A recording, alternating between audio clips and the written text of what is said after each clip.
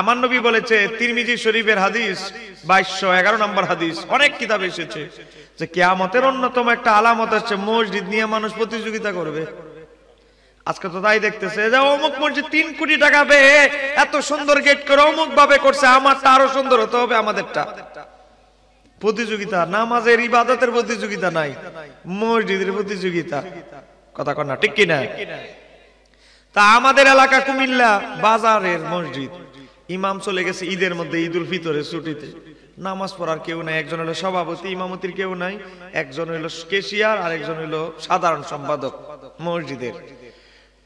তো 3 জনে গুতাগুতি যে আমি ইমামতি করবো, হুজুর যেহেতু চলে গেছে সূরা যাই জানি চলবে। একজনে বলে তত্ত্বে আমি শুদ্ধ জানি, আরেকজনে বলে আমি তত্ত্বে শুদ্ধ জানি। লাগছে 3 জনে গুতাগুতি।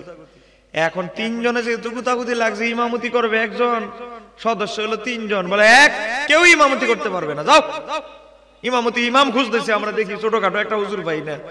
বাজারের মসজিদ উকি ঝুঁকি দিয়া দেহে এক জুব্বা, এখন তো দেখেন না সৌদি আরব থেকে জুব্বা পরে এসে সহিহ হাদিসের ফতোয়া দেয়। সৌদি আরবে গেছে সে জামা কাপড় ডলতে, ইস্তারি করতে, রোডে কাজ করতো, ময়লা পরিষ্কার করতো। এখন কোন এক আহলে হাদিস শায়েখের সাথে হয়তো কিছুদিন ছিল, দেশে আইসা নতুন ডেলিভারি, বাবারে বলে বাবা তুমি তো নাভির নিচে হাত বাঁধা, আর তো বাবা তোমার তো নামাজ হয় না, বাবা তুমি তো বারবার হাত উঠাও না, তোমার তো নামাজ হয় না। এই ধরনের কিছু লোক আছে না নাই?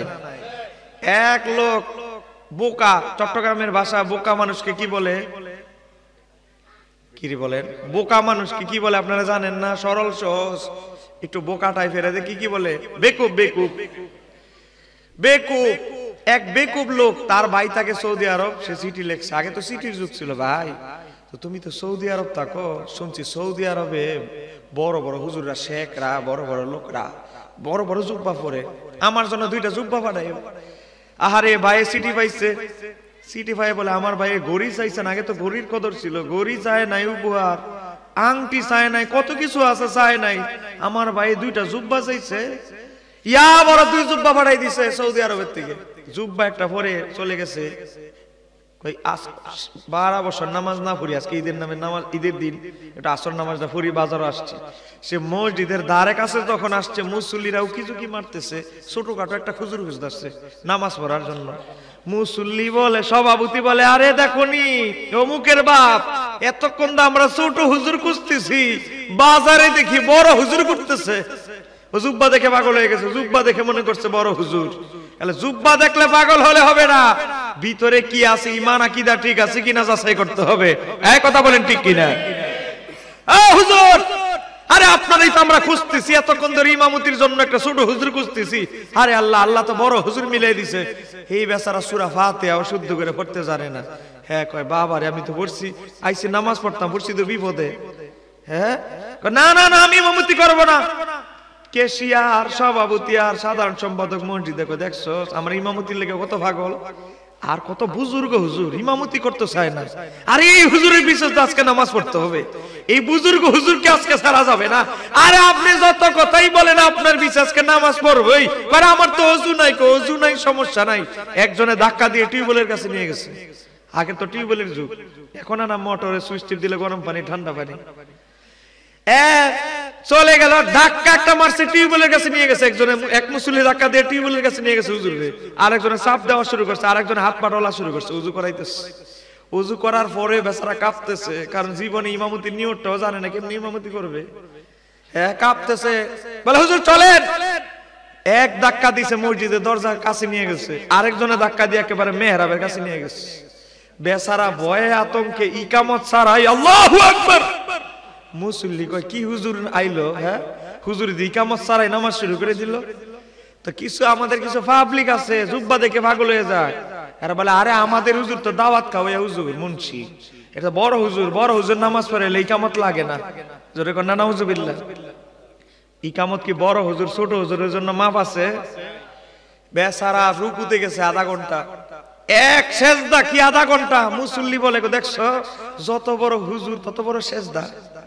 হ্যাঁ আমাদের হুজুর তো দাওয়াত খাওয়ার জন্য তাড়াতাড়ি চলে যাইতো। দেখছো হুজুর হুজুর পাইছি। কোন রকম প্রথম রাকাত নামাজ শেষ হয়েছে, মনে করেন ফোনে 1 ঘন্টা লাগায়া প্রথম রাকাত শেষ, আরো তো 3 রাকাত বাকি আছে। দ্বিতীয় রাকাতে গেল, দ্বিতীয় রাকাতে যায় প্রথম সেজদা আবার আধা ঘন্টা, দ্বিতীয় সেজদার পরে আর মাথায় উঠায় না। মুসল্লি কিছু চালাক মুসল্লি আছে দেখবেন, নামাজের মধ্যে দাঁড়ায় এদিক চায়, ডানে চায়, বামে চায়, উপরে চায়, এরকম কিছু মুসল্লি আছে না নাই? তো কিছু মুসল্লি কয় কি রে, প্রথম সেজদা যাক আধা ঘন্টা শেষ হয়েছে, দ্বিতীয় সেজদা দিয়ে আর মাথায় উঠায় না, হুজুর কি মরে গেল? হ্যাঁ, চোখ হালকি দিয়া দেয়, হুজুর নাই। মুসল্লিরা মাথা উঠা, আরে হুজুর তো গায়েব হয়ে গেছে।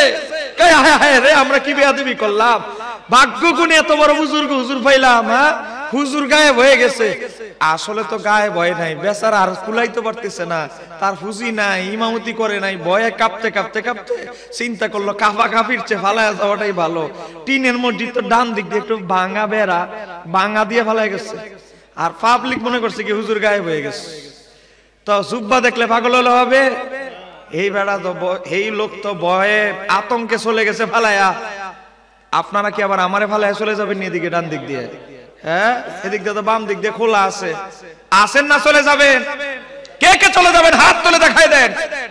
যাই হোক আমার বাবারা ভাইয়েরা, তো জুব্বা দেখলে পাগল হওয়া যাবে না। আজকে জুব্বা কিন্তু পাগল করছে। সৌদি আরব থেকে জুব্বা সহি হাদিসের দাওয়াত দেয়, সহি হাদিস বুকের উপর হাত বাঁধতে হবে, এটা বলে সহি হাদিস, আর না নিচে হাত বাঁধে এটা বলে জাল হাদিস। জোরে বলেন না নাউজুবিল্লাহ। আমার বাবারা ভাইয়েরা, আমাকে একটা বিষয় দেওয়া হয়েছে, আপনাকে রাগ করতেছেন নাকি? একটু মনটা একটু খুশি হওয়ার দরকার আছে না? এই বাচ্চারা, এই দুইজনের সিট লাইরে দেন। বাচ্চারা যখন ডিস্টার্ব করবে সিট লাইরে দিবে, এটা একটা ওষুধ। আরেকটা ওষুধ আছে, এটা ওষুধ ফিরসে দিয়ে দিবেন, পেছনে দিবেন, না হলে সিট লাইরে দিবেন। এছাড়া বাচ্চা করে ঠান্ডা করার আর কোনো ওষুধ নাই। এটা হলো আমার 5 বছরের অভিজ্ঞতা। সিট লাইরে দেন, দুইজনের দুই দিকে দিয়ে দেন।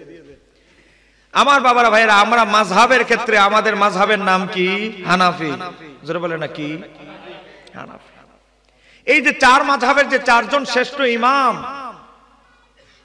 এই 4 জন ব্যক্তি আমার আল্লাহ তাদেরকে এমন ভাবে কবুল করেছে, শিশুকাল থেকে ছোট কাল থেকে তারা ছিল অন্যান্য মানুষদের থেকে আলাদা। তাদের কোয়ালিটি শিশুকাল থেকে ছিল ভিন্ন রকম। আপনি যদি দেখেন ইমাম আহমদের জীবনীতে 4 মাযহাবের 4 নম্বরে যার অবস্থান, সবার শেষে সে ইমাম আহমদ ইবনে হাম্বল 5 বছর বয়সে হাফেজে কোরআন হয়েছেন। জোরে কন্যা সুবহানাল্লাহ। কি মনে করছে?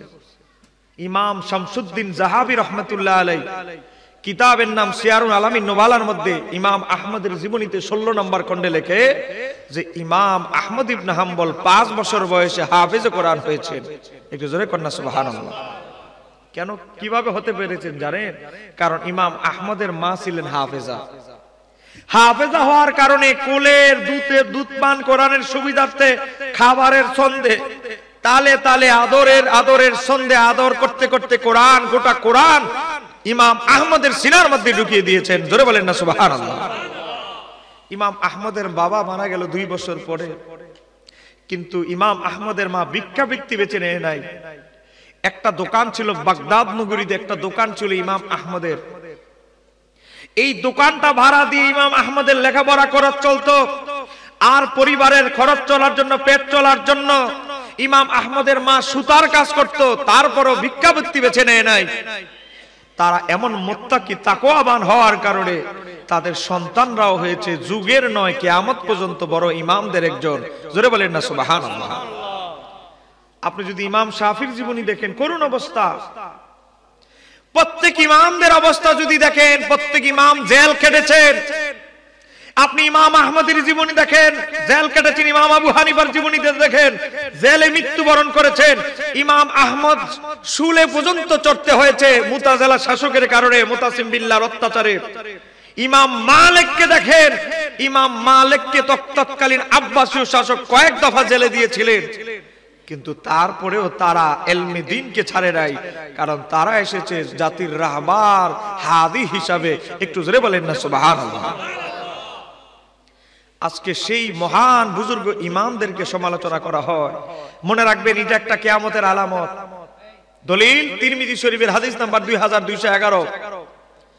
হযরত আবু হুরায়রা থেকে বর্ণিত, আমার নবী বলেছেন কিয়ামতের অন্যতম আলামতের একটা হচ্ছে আমার উম্মতের পরবর্তী লোকেরা পূর্ববর্তী বুজুর্গানে কেরাম পূর্ববর্তী লোকদের সমালোচনা করবে।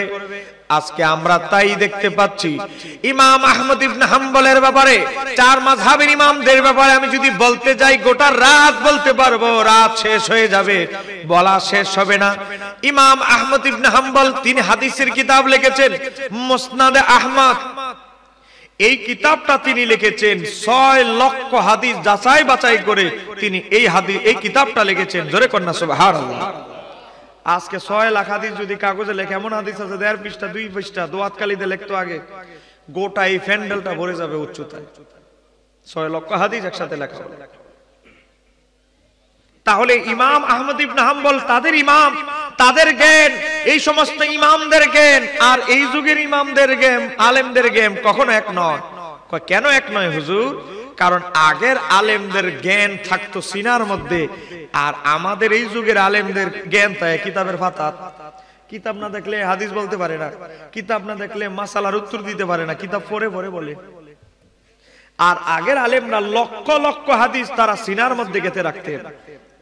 একটু জোরে কন্যা সুবহানাল্লাহ।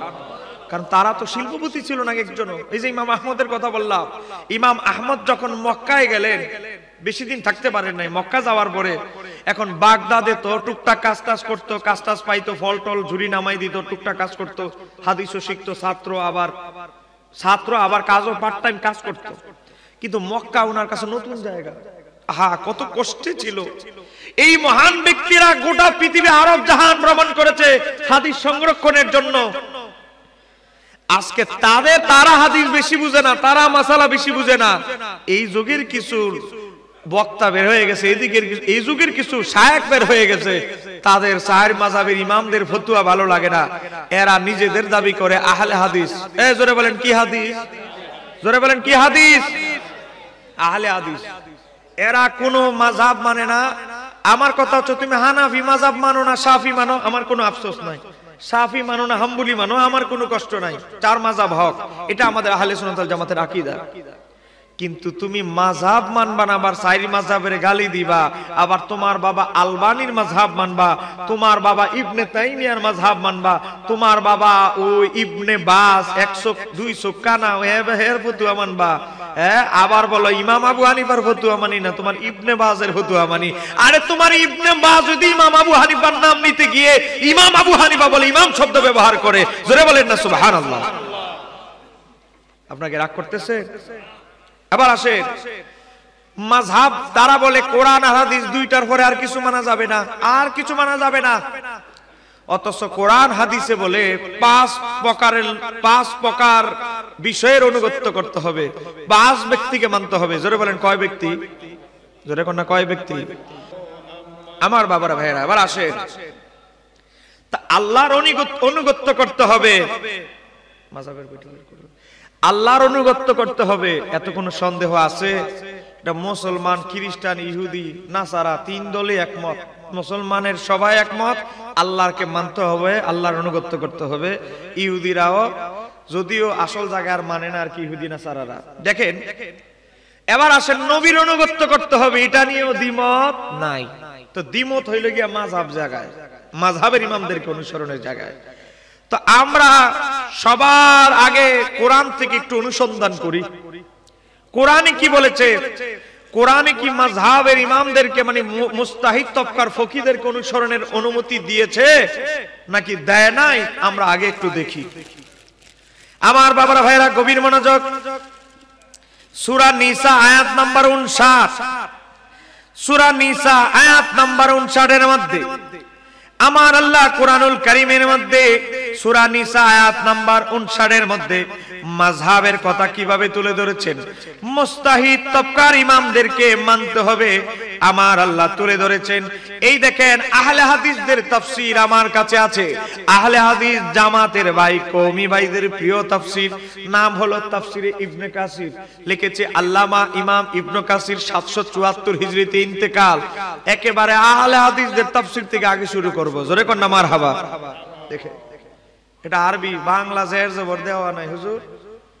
এটা মাদ্রাসা পড়তে গেলে এটা কোন ক্লাসে পড়ায় জানেন? আলিয়া মাদ্রাসা তাফসীর বিভাগে কামিল এমএ ক্লাসে। একটু জোরে কোন না মারহাবা। দেখেন কোরআনুল কারীমে আমার আল্লাহ সুবহানাহু তাআলা বিশ্ববাসীকে বলছে, ইয়া আইয়ুহাল্লাযীনা আমানু, সবারে বলতেছে না, বিশ্ববাসীর যারা ইমানদার তাদেরকে বলতেছে, ইয়া আইয়ুহাল্লাযীনা আমানু, হে ইমানদারগণ, আতিউল্লাহ, অনুগত করো আমি আল্লাহর। তারপরে বলতেছে ওয়া আতিউর রাসূল, অনুগত করো আমার হাবিবের। তারপরেও আরো আছে, এরপরে ওয়াই আতিফা শব্দ ব্যবহার করে আমার আল্লাহ বলছে ওয়া উলিল আমরি মিনকুম, তোমাদের মধ্যে যারা আদেশদাতা তাদেরও অনুসরণ করতে হবে, খালি আল্লাহ তার রাসূলের অনুসরণ করলেই হবে না, তারপরেও আরো আছে। একটু জোরে বলেন না সুবহানাল্লাহ। এটা কে বলতেছে? ঘুমায় গেছেন আপনারা? এটা কে বলতেছে? আল্লাহ। আল্লাহর কথার উপরে আর কারো কথা আছে? এবারে না আছে, চলবে। এবার আসে আমার বাবারা, ভাইয়েরা, গভীর মনোযোগ। এবার আসেন, এই উলিল আমরি মিনকুম কে, আদেশদাতাটাকে, কাদের কথা মানব? আল্লাহর পরে, নবীর অনুগত্যের পরে কাদের অনুগত্য করব? আল্লামা ইমাম ইবনে কাসির রাহমাতুল্লাহ আলাইহি তাফসীর ইবনে কাসিরের প্রথম খণ্ড 638 নম্বর পৃষ্ঠার মধ্যে লিখতেছেন, তিনি বলতেছেন, বিখ্যাত মুফাসসির, সাহাবীদের যুগ থেকে কিয়ামত পর্যন্ত উম্মতের সবচেয়ে বড় মুফাসসির, তার নাম হলো হযরতে আব্দুল্লাহ ইবনে আব্বাস। তার টাইটেল হলো রাইসুল মুফাসসিরিন। হযরতে আব্দুল্লাহ ইবনে আব্বাস বলতেছেন, উলিল আমরি মিনকুম হচ্ছে দ্বীনের যারা আহলুল ফিকহি, যারা ফিকহের জ্ঞানের যারা অধিকারী, তোমরা আল্লাহ এবং তার রাসূলের অনুগত্যের পরে যারা ফিকহের জ্ঞানী তাদেরকে অনুসরণ করো। জোরে বলেন না সুবহানাল্লাহ। তাহলে আরে ফিকহ শাস্ত্রের আইন কানুন নিয়ম তো প্রতিষ্ঠাই করছে ইমাম আবু হানিফা। আমি যদি ভুল কথা বলে থাকি, আপনাদের খতিব সাহেব হুজুর আছে, তিনি ধরবেন, হুজুর আন ইবনে আব্বাস, আব্দুল্লাহ ইবনে আব্বাস থেকে উলিল আমরি মিনকুমের ব্যাখ্যায় ফকিহবিদদের কথা আছে না নাই? তোমার যদি সন্দেহ থাকে নিয়ে এসো, দারুল হাদিস কায়রো মিশরের ছাপা তাফসীর ইবনে কাসির প্রথম খণ্ড 638 নম্বর পৃষ্ঠা, সূরা নিসা আয়াত নাম্বার 59 এর ব্যাখ্যা। তাহলে আল্লাহর নবীর সাহাবী বলতেছে, ব্যাখ্যা করতেছে যে আল্লাহ এবং তার রাসূলের অনুগত্যের পরেও মুস্তাহিদ তবকার যারা ফকিহ, মুস্তাহিদ দ্বীনের যারা ফকিহ, তাদেরকে অনুসরণ করতে হবে। জোরে বলেন না সুবহানাল্লাহ। তাহলে কয়টা পাইলাম? তিনটা। একটা হচ্ছে আল্লাহর অনুগত্য করতে হবে, কই 2 নাম্বার কি? আল্লাহ রাসূলের অনুগত্য করতে হবে, কই 3 নাম্বার কি? কই 3 নাম্বার হলো উলিল আমরি মিনকুম। উলিল আমরি মিনকুম হচ্ছে যারা দ্বীনের মুস্তাহিদ ফকিহ। মুস্তাহিদ ফকিহ যারা ইজতিহাদ করতে পারে, ইজতিহাদ যারা করে তাদেরকে বলা হয় মুস্তাহিদ। আর মুস্তাহিদরা ইজতিহাদ করে, গবেষণা করে যে রায় মত দেয়, এই মতের উপরে আমল করার নামই হলো মাযহাব। জোরে বলেন মারহাবা। আপনাকে বুঝতে পারতেছেন তো কথা আমার? কারণ বিষয়টা কিন্তু কঠিন, কারণ মাযহাব নিয়ে সবাই ওয়াজ করতে পারবে না, স্পর্শকাতর ব্যাপার। আমার লেখা আপনাদের দোয়া, আমাদের ওস্তাদদের ভালোবাসা দোয়া। দেখেন আমার লেখা বই আমি কেন মাযহাব মানবো, 312 পৃষ্ঠা, বাংলাদেশে সর্বপ্রথম সুন্নিদের পক্ষ থেকে আমি মাযহাব নিয়ে বই লিখছি। একটু জোরে কর না মারহাবা। লা মাযহাবিদের 39 প্রশ্নের জবাব দিছি। আমি যদি সূচিপত্র বলি আপনারা আর থাকবেন না, চলে যাবেন। এজন্য আমি সংক্ষেপে মূল কথাটা বলবো, মানে সারনির্যাস মাযহাব জিনিসটা যেন আপনারা বুঝেন। ফেসায় ফেসায় বললে, দলিল বেশি দিলে আবার আপনারা বুঝবেন না। সহজবদ্ধ ভাবে, যেহেতু গ্রামের মানুষ, সেভাবে উপস্থাপন করব। একটু ধৈর্য ধারণ করে বসতে হবে। পারবেন তো ইনশাআল্লাহ? এবার আসে মাযহাবের দলিল আরো দিচ্ছি, শুধু পয়েন্টগুলো বলছি আগে, তারপরে দলিলে যাচ্ছি। তাহলে আমরা বুঝলাম কোরআন অনুগত্য করতে হবে, আল্লাহর কথা মানতে হবে, নবীর সুন্নাহ মানতে হবে, নবীর কথা মানতে হবে, মাযহাবের ইমামদেরকে মুস্তাহিদ যারা ফকিহ তাদের অনুসরণ করতে হবে। 3টা পাইলাম। এবার 4 নাম্বার আমার নবী বলছে, তিরমিজি শরীফের হাদিস 2641 নাম্বার হাদিস, হযরতে আব্দুল্লাহ ইবনে আমর ইবনে আস থেকে বর্ণিত। তিনি আল্লাহর নবীজির সাহাবী, তিনি বলছেন, আল্লাহর নবী বলছে, বনি ইসরাইল 72 দলে বিভক্ত হয়েছে। আমার নবী বলছে আমার উম্মত 73 দলে বিভক্ত হবে। এই হাদিস আপনারা সবাই শুনছেন। আমার নবী বলেছে কুল্লুহুম ফিন্নার, সব দল জাহান্নামে যাবে। তবে আবার নবী বলতেছে, আবার ইল্লা মিল্লাতান ওয়াহিদাতান, তবে ইল্লা দিয়ে আবার থামাই দিল, বললে যে তবে একটা দল ব্যতীত। জোরে কন্যা সুবহানাল্লাহ। কই একটা দলের আলামত কি?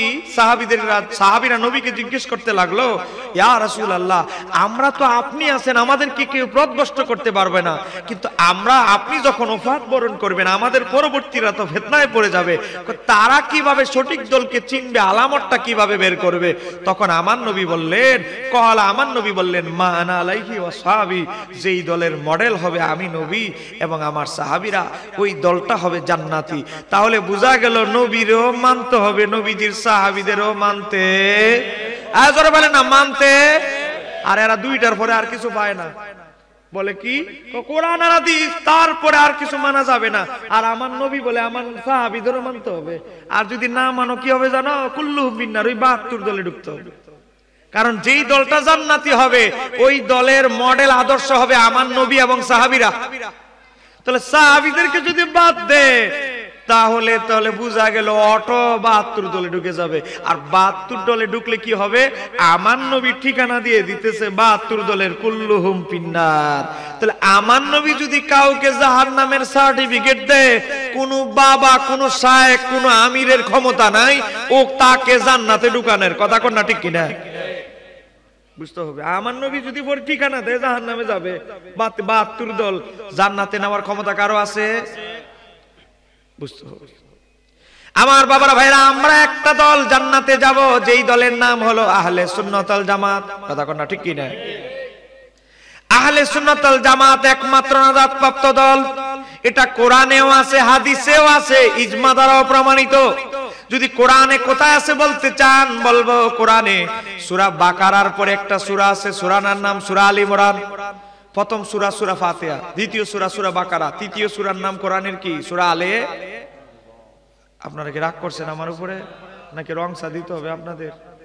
রংসা আছে পর্যাপ্ত, সবারে দেওয়া যাবে, ফ্লাক্স ভর্তি।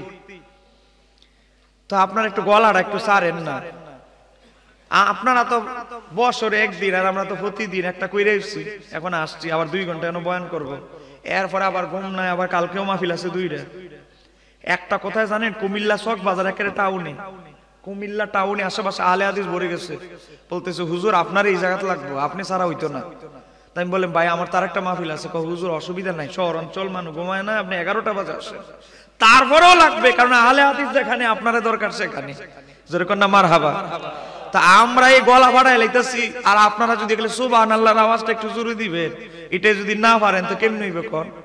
আপনারা কি মনে করেন হুজুর খালি টাকা পকেটে ভরার জন্য আসছি? এটা কি আমাদের নিয়ত? আপনি কমিটির সাথে কথা বলেন। আমি টাকা নিয়ে করি, বাড়াবাড়ি করি নাই। কমিটি বলছে হুজুর আমরা এতটুকু পারবো। আমি আচ্ছা ঠিক আছে, মহব্বত করে এখানে আসছি, একটু আওয়াজটা দিবেন, যেহেতু এলমি আলোচনা হচ্ছে। গভীর মনোযোগ। তো আমরা যে জান্নাতে যাব, একমাত্র আহলে সুন্নাত ওয়াল জামাত জান্নাতে যাবে, এই কথা কোরআনে আছে। কোথায়? কোরআনুল কারীম একটা সূরা আছে, সূরা আলী ইমরান। সেই সূরার 106 নম্বর আয়াত। আমার আল্লাহর হাবিব বললেন দুনিয়াতে দল হবে কত? 73টা। জোরে বলেন না কয়টা? 73টা, যেটা আমরা হাদিস থেকে জানলাম, মশহুর হাদিস। আমার আল্লাহ বলতেছে দুনিয়ার দল হইলো উম্মতে মুহাম্মাদের 73টা। তা আমার আল্লাহ বলে হাসরের ময়দানে আমি উম্মতে মুহাম্মাদীকে ভাগ করব 2 ভাগে। একটু জোরে বলেন না সুবহানাল্লাহ। কয় ভাগে ভাগ করবে? 2 ভাগে। এক দল হলো সব 72 দল, তো সব এক জায়গায় যাইব। সব 72 দলের জায়গা তো একটা, জাহান্নাম। এদেরকে এক কাতারে ঢুকাও। শিয়া হোক, মুতাজিলা হোক, কাদিয়ানি হোক, খারিজি হোক, যত ওয়াহাবি হোক, তোমরা সব যাও এক কাতারে। আর আহলে সুন্নাত ওয়াল জামাত জান্নাতি দল, তোমরা যাও এক কাতারে। জোরে কন্যা সুবহানাল্লাহ। এটা বলতে গিয়ে আমার আল্লাহ কোরআনুল কারীমে বলছে, বাবা আমি কোরআন থেকে বলতেছি, বানানো মানুষের কিতাব থেকে নয়। আমার আল্লাহ বলছে ইয়াউমা তাবিয়াদ্দু উজুহুন, হাসরের ময়দানে একদল উম্মতে মুহাম্মাদীর চেহারা হবে অতি উজ্জ্বল, যাদের চেহারা এত শুভ্র, এত সুন্দর নূরানীময় হবে, তাদের চেহারা থেকে নূর চমকাইতে থাকবে। এটা আমার কথা নয় বাবা, আল্লাহর কথা। সূরা আলী ইমরান 106 নম্বর আয়াতটা বলতেছি। এরপর আমার আল্লাহ বলছে ওয়া তাসওয়াদ্দু উজুহুন, আরেক দলের চেহারা হবে কুৎসিত, কালো বলে না, এখানে কুৎসিত। এমন কুৎসিত হবে আমাবস্যার রাত যেমন আমরা দেখি না লাইট ছাড়া, আমাবস্যার রাত যেমন অন্ধকার, তাদের চেহারা এত কুৎসিত অন্ধকার হবে। তাহলে কয় দল হলো? কয় দল? এক দলের চেহারা থেকে নূর চমকাইতে থাকবে যারা জান্নাতি দলের লোক, আরেক দলের চেহারা হবে কুৎসিত। তো এখন আমরা সবার আগে আহলে হাদিসদের বড় ইমাম ইবনে কাসির, কওমি ভাইদের প্রিয় তাফসীর, জামাতি ভাইদের প্রিয় তাফসীর, তাফসীর ইবনে কাসির থেকে একটু আমরা দেখি। এটা প্রথম খণ্ড, তাফসীর ইবনে কাসির প্রথম খণ্ড, হুজুর জিলদে আউয়াল দেখেন, প্রথম খণ্ড দারুল হাদিস কায়রো মিশর থেকে এটা আমি আনিছি, জোরে কন্না মারহাবা। এই তাফসীর ইবনে কাসিরের প্রথম খণ্ড 480 পৃষ্ঠা, সূরা আলী ইমরানের 106 নম্বর আয়াতের ব্যাখ্যা। আমি যদি বুয়া কথা বলে যাই আপনাদের খতিব সাহেব হুজুর আছে ধরবে, সাফাবাজি করে আমি ওয়াজ করি না, মিডিয়া রেকর্ড হচ্ছে, এটা পরবর্তী মানুষ শুনবে আমার সাফাটা ঠিক আছে না ঠিক আছে, এটা ওয়াহাবি আহলে হাদিসরা পরে শুনবে, এজন্য হিসাব করে কথা বলি আমরা। তো গভীর মনোযোগ দেখেন, আমাদের হুজুর পাশে বসা আল্লামা ইবনে কাসির বলতেছে যাদের চেহারা থেকে নূর চমকাবে হাসরের ময়দানে তারা কারা, আর যাদের চেহারা একেবারে অতি কুৎসিত হবে তারা কারা। আল্লামা ইবনে কাসির বলতেছে তাবিয়াদ্দু উজুহুন, হুজুর পাশে বসা একটা শব্দ যদি বানায় বলি তাবিয়াদ্দু উজুহুন, যাদের চেহারা থেকে আলো বিচ্ছুরিত হবে তারা কারা, তারা হচ্ছে আহলে সুন্নাতি ওয়াল জামাতের লোকেরা। হুজুর আহলে সুন্নাত ওয়াল জামাত শব্দটা আছে না নাই? নিয়ে আসো তোমাদের বাবার বাংলা, এটা ফাওয়াজা ইসলামিক ফাউন্ডেশন থেকে বাংলা অনুবাদ হয়েছে, এটা টাকা লাগবে না, শুধু লিখবেন তাফসীর ইবনে কাসির 2 নম্বর খণ্ড পিডিএফ বাংলা লিখবেন, মোবাইলে চলে আসবে, 5 MB খরচ হবে, বই আপনার কাছে। বাটপারির যুগ শেষ। তাহলে দেখেন, তাহলে যাদের চেহারা থেকে আসরের ময়দানে নূর চমকাইতে থাকবে, আমি কিন্তু হাদিসে যাই না, আমি কোরআনে আছি, কোরআন থেকে আমি প্রমাণ দিব আহলে সুন্নাত ওয়াল জামাতের কথা। এরপরে আসেন যাদের চেহারাটা কুৎসিত হবে তারা কারা। এরপরে ইবনে কাসির লিখতেছে ওয়া তাসওয়াদু উজুহুন, যাদের চেহারা অতি কুৎসিত হবে তারা কারা জানো? আল্লামা ইবনে কাসির বলতেছে আহলিল বিদআতি ওয়াল ফিরকাতি, যত 72 ফেরকা আছে এই ফেরকার চেহারা হবে অতি কুৎসিত। তারপরেও এখানে কথা শেষ নয়, আল্লামা ইবনে কাসির বলতেছে কলাহু, এই কওলটা আবার আমার না, এই ব্যাখ্যাটা আমার না, কয় কার? ইবনে আব্বাস রাদিয়াল্লাহু তাআলা আনহুমা, সাহাবীদের জামানা থেকে কিয়ামত পর্যন্ত উম্মতের সবচেয়ে বড় যিনি মুফাসসির, যার উপাধি হচ্ছে রাইসুল মুফাসসিরিন, হিব্রুল উম্মাহ, তিনি এই আয়াতের ব্যাখ্যা করেছেন। চিৎকার দিয়ে বলতে হবে সুবহানাল্লাহ। তাহলে আহলে সুন্নাত ওয়াল জামাত কি আমাদের শেরে বাংলা রহমাতুল্লাহ বানাইছে? হাজার হাজার বছর আগে সাহাবীরা, কোরআনে আছে আহলে সুন্নাত ওয়াল জামাতের কথা। তুমি দের ব্যাটারি মৌলবি খুঁজে না পাইলে এটা তোমার ব্যর্থতা, তুমি খোঁজার চেষ্টা করো। আমার কথাগুলো একটু করা, কারণ হক কথা একটু তিতা লাগে, কথা না ঠিক কিনা? তাহলে আবার দেখেন আমরা কি বুঝতে পারলাম? 1 নাম্বার কোরআন মানতে হবে, আল্লাহর কথা মানতে হবে, নবীর সুন্নাহ মানতে হবে, সাহাবীদেরকে মানতে হবে। তো সাহাবীদেরকে মানার পরে আসেন এবার 4 নম্বরে যাই আমরা। 1 নাম্বার কোরআন, আল্লাহর কথা, সুন্নাহ মানতে হবে, নবীর কথা, তারপরে মাযহাব, সাহাবী, 4টা গেল। এবার 5 নাম্বার কি? আহলে বাইত। আহলে বাইতকে অনুসরণ করতে হবে কি হবে না? না হলে উপায় নাই। আমার নবী বলতেছে আমার আহলে বাইত হচ্ছে নূহ আলাইহিস সালামের কিস্তির ন্যায়। মুস্তাদরাক আলা সহিহাইনের 3 সনদে হাদিস বর্ণনা করেছে। আহলে হাদিসরা আবার বাটপার, এরা একটা সনদ বলে যেটা দুর্বল। তো সনদ তো উনি 3টা riwayat করছে, আরো তো 2টা আছে, এটা আর বলে না। তো যাই হোক, তো আল্লাহর নবী বলতেছে আমার আহলে বাইত নূহ আলাইহিস সালামের কিস্তির ন্যায়। নূহ আলাইহিস সালামের কিস্তিতে যারা উঠতে পেরেছে, উঠেছিল, নাজা, মুক্তি পেয়েছে। আর নূহ আলাইহিস সালামের কিস্তিতে যারা উঠতে পারে নাই, ধ্বংস হয়ে গেছে, হালাক হয়ে গেছে। তদ্রূপ আমার আহলে বাইতের প্রতি যদি বিদ্বেষ থাকে, আহলে বাইতকে যদি অপছন্দ করে, অনুসরণ না করে, সেও ধ্বংস হয়ে যাবে। আমার বাবার ভাইরা, সহিহ মুসলিমের হাদিস হযরতে যায়েদ ইবনে আরকাম থেকে বর্ণিত, আর তিরমিজিতে এসেছে হযরতে জাবির ইবনে আব্দুল্লাহ থেকে বর্ণিত। 2 জন সাহাবী বর্ণনা করছে আমার নবী বিদায় হজের ভাষণে কাসওয়া উটের উপর আরোহণ করে বলছে, ইয়া আইয়ুহান নাস, হে বিশেষ মানুষ সকল, তোমরা শোনো, আমি তোমাদের কাছে 2টি ভারী বস্তু রেখে যাচ্ছি। 1 নাম্বার হচ্ছে কোরআন, আর 2 নাম্বার হচ্ছে আমার ইতরাতি আহলে বাইত, আমার আহলে বাইতদেরকে রেখে যাচ্ছি। তোমরা যদি এই 2টা জিনিসকে আঁকড়ে ধরো, কখনো পথভ্রষ্ট হবে না। চিৎকার দিয়ে বলতে হবে সুবহানাল্লাহ। এরা 2টা লই আছে, কোরআন আর হাদিস, এরপরে আর কিছু নাই। দের ব্যাটারি বাটপার মোল্লা কোরআন হাদিসে 5 প্রকার মানুষের 5 প্রকার অনুগত্যের কথা বলেছে। আল্লাহর অনুগত্য, নবীর অনুগত্য, সাহাবীদের অনুগত্য, মাযহাবের অনুগত্য, আহলে বাইতের অনুগত্য। আর তুমি 2টা নিয়ে আসো, 3টা বাদ। তাহলে তারা কি সঠিক কথা বলে না সঠিক কথা গোপন করে?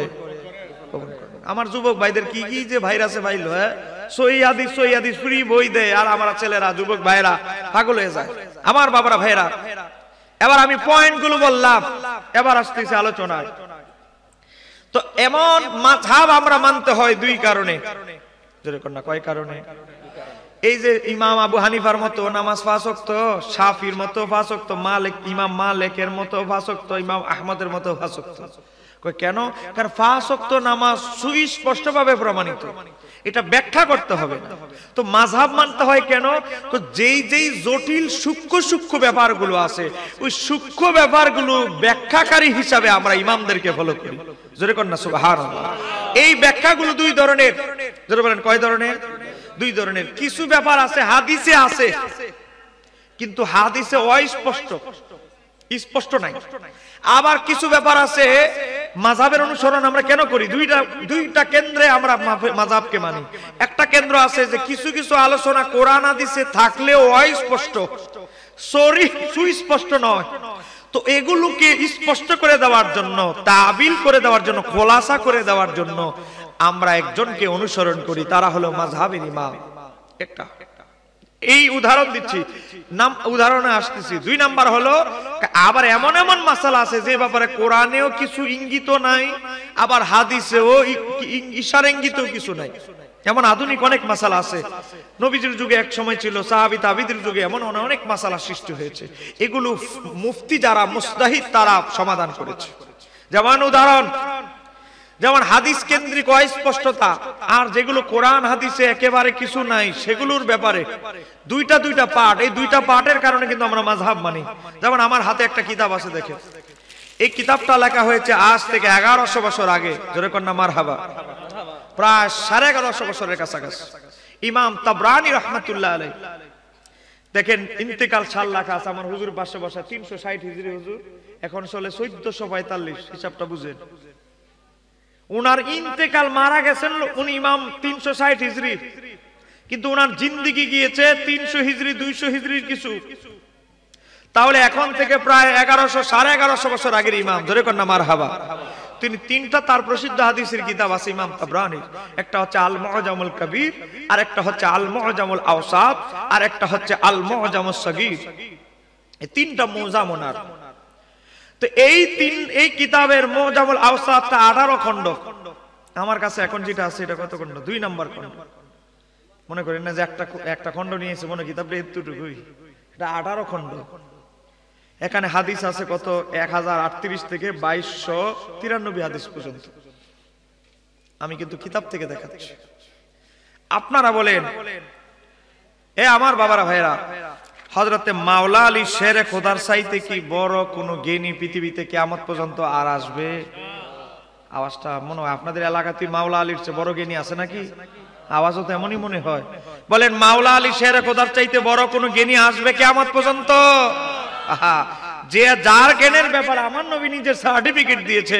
তিরমিজি শরীফের হাদিস, আমার নবী বলেছে আনা মাদিনাতুল ইলমি ওয়া আলিউন বাবুহা, আমি নবী হচ্ছে ইলমের শহর, আর সেই শহরের দরজা হচ্ছে শেরে খোদা মাওলা আলী। আমার নবী যার ব্যাপারে বলেছে আমি নবী যার মাওলা, আলী তার মাওলা। আমি নবী যার অভিভাবক, আলীও তার অভিভাবক। জোরে কন্যা সুবহানাল্লাহ। তো এবার আসেন হুজুর পাশে বসা ইমাম তাবরানী তার আল মুআজামুল আওসাত কিতাবের 2 নাম্বার খণ্ড, পৃষ্ঠা নাম্বার 172, হুজুর পাশে বসা, হাদিস নাম্বার হলো 1618।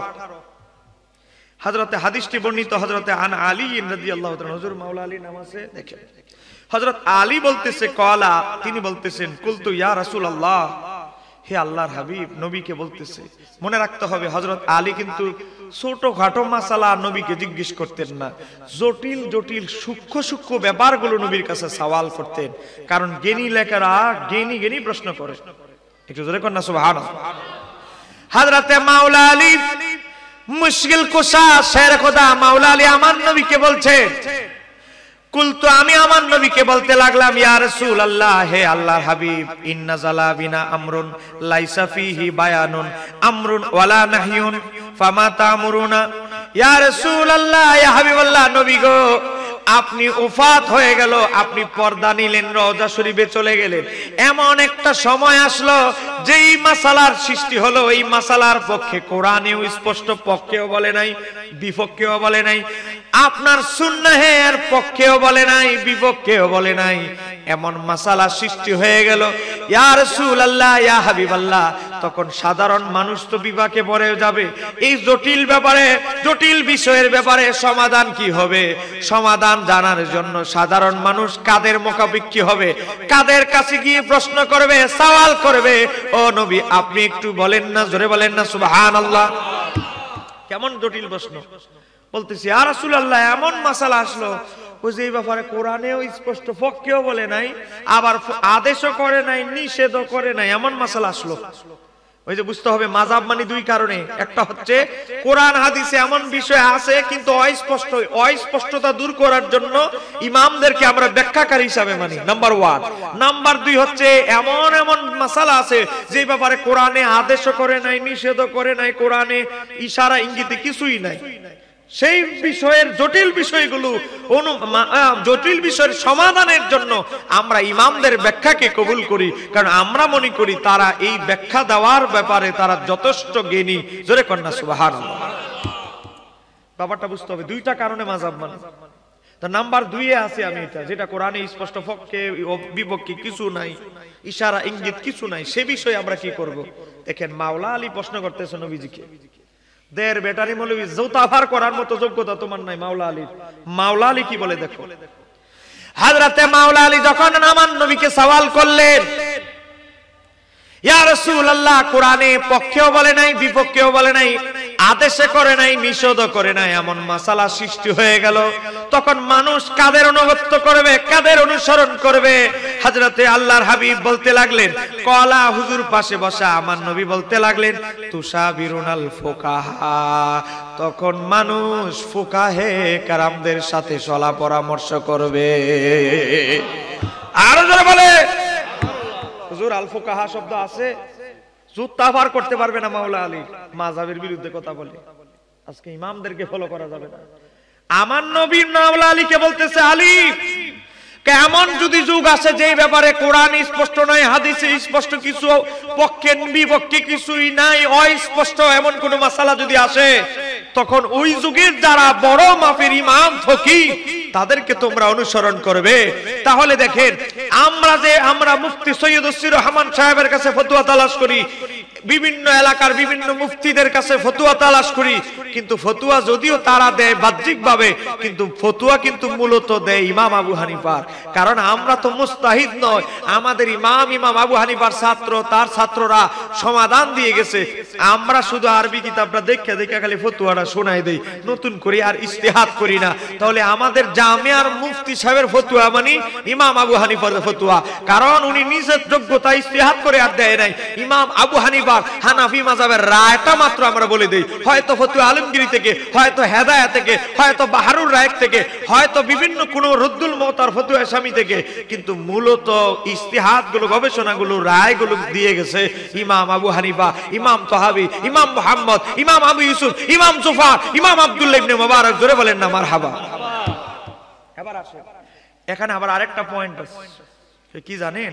আমার নবী বলতেছে এমন জটিল সমস্যার সমাধান যাদের কাছে যাইবা তারা কেন জানো, তুসাবিরুনাল ফুকাহা, ফুকাহে কেরামদের সওয়াল পরামর্শ করবে, ওয়াল আবিদিন, যারা নেককার ইবাদত পরায়ণ মুত্তাকি বান্দা, তাদের সোহবতে সংস্পর্শে গিয়ে তাদের সোহবত লাভ করবে।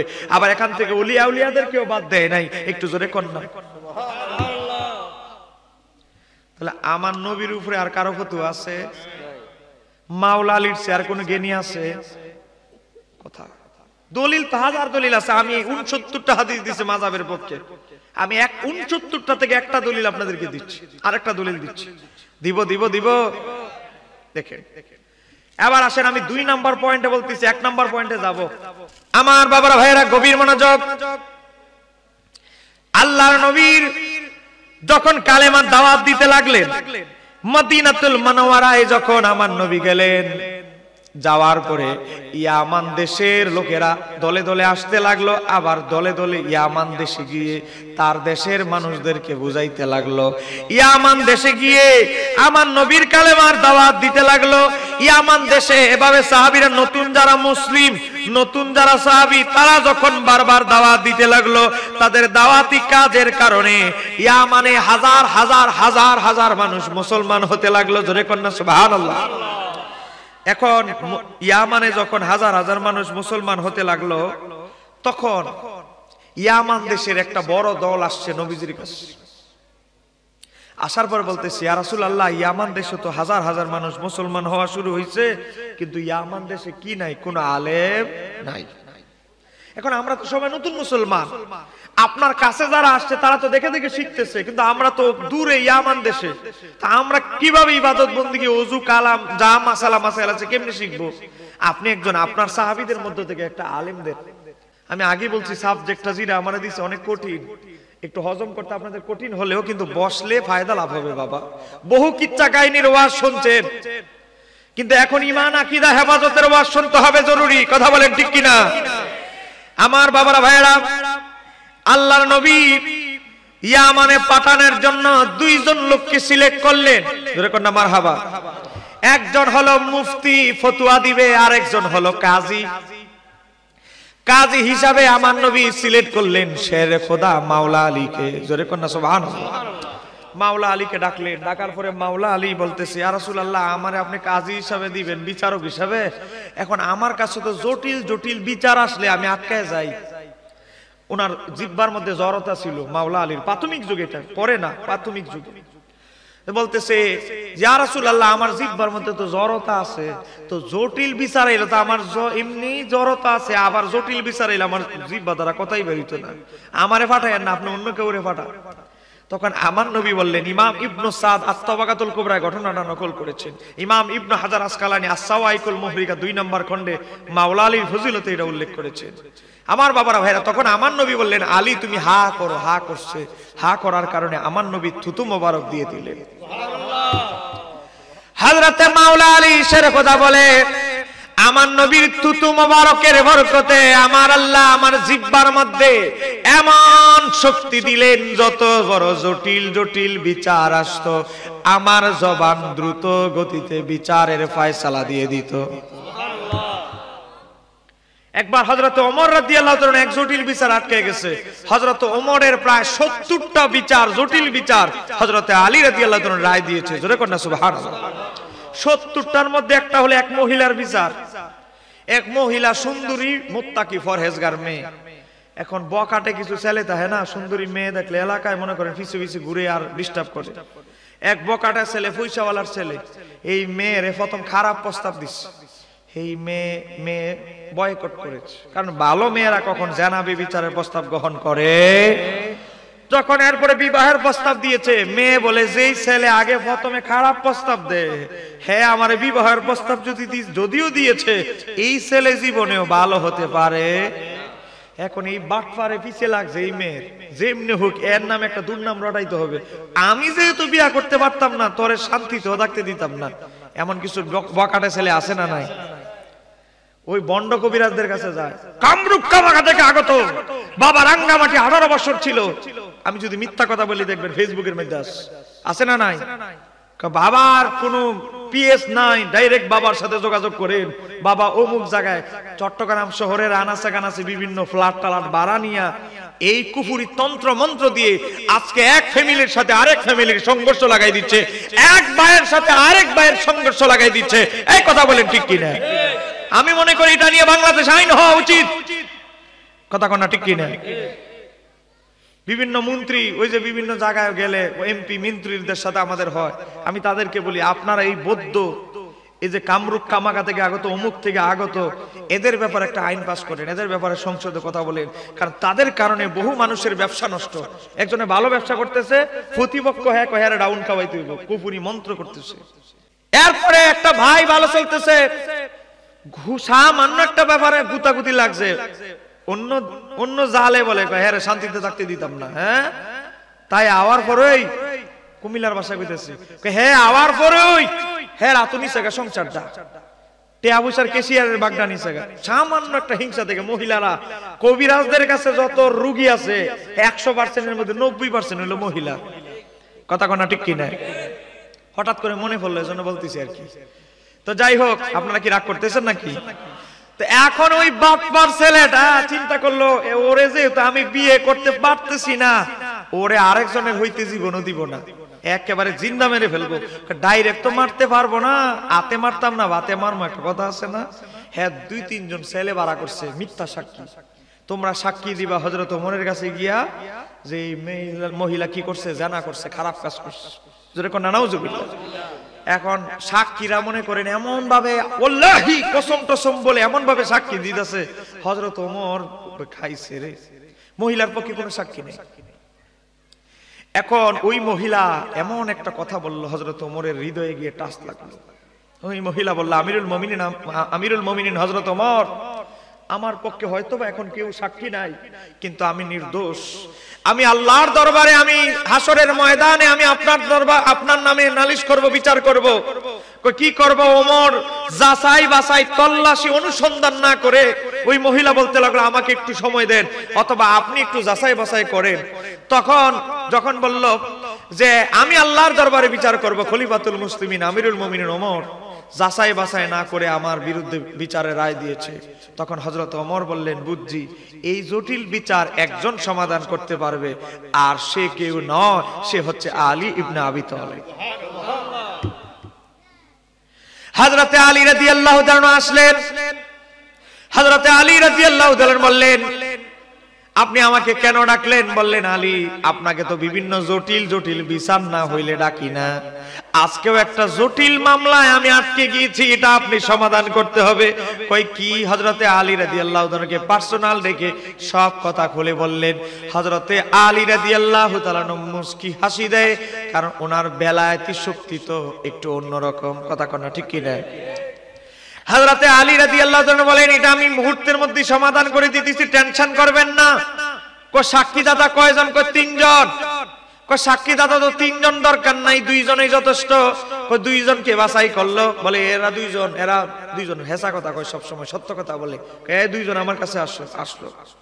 আসার পরে হযরত আলীর জ্ঞান দেখেন, হযরত আলী রাদিয়াল্লাহু তাআলা বলেন, এই একজনে ওই বাসের হেন গিয়ে যারা, একজন আমার কাছে থাক। ওই মহিলা যখন খারাপ কাজ করতি, তুই দেখছস মহিলার শরীরে কোন রঙের কাপড় আছিল? হ্যাঁ, কয় লাল কাপড় আছিল। আচ্ছা, তুই ওই কোনার মধ্যে ফিলারের মধ্যে গিয়ে দাঁড়া। হেতারে ডাকছে, দ্বিতীয় জনে ডাকছে, তুই বলে মহিলারে যে যখন তুই খারাপ কাজ কর অত অবস্থায় দেখছস, কোন রঙের কাপড় ছিল? কয় কালো কাপড়। কালো। তাহলে 2 জন সাক্ষীর লগে মিলছে। তো 2 জন সাক্ষী যে বারাটিয়া, হযরতে আলী রাদিয়াল্লাহু তাআলা বুঝে ফেলছে, ধরে ফেলছে। হযরত আলী রাদিয়াল্লাহু তাআলা বললেন, সমাধান হয়ে গেছে, এখন বাকিটা আপনার ফালা। হযরত আলী রাদিয়াল্লাহু তাআলা যখন এই কথা বললেন, হযরত ওমরের হাতে থাকতো একটা লাঠি, সব সময় লাঠি নিয়ে যে দালাল আসছে অপবাদ দেওয়ার জন্য, তারের সহ যে 3 জন সাক্ষী তাদের সহ এমন ফিডা শুরু করছে, ফিডার সুরে সব সত্য কথা বেড়ে গেছে।